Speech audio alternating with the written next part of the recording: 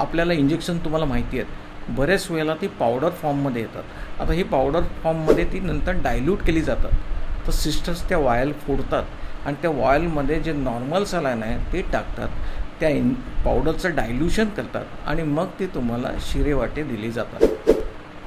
दुसरा जो प्रकार आहे त्याला DNS म्हणतात।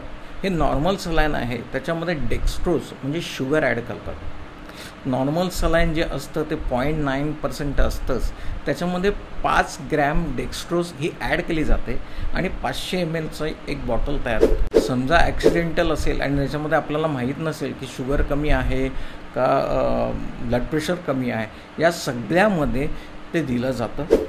त्याचप्रमाणे समजा DNS असेल किंवा सोडियम क्लोराईड आणि शुगर असेल, हे तुम्हाला प्रत्येक फीवरच्या पेशंटला दिलं जातं।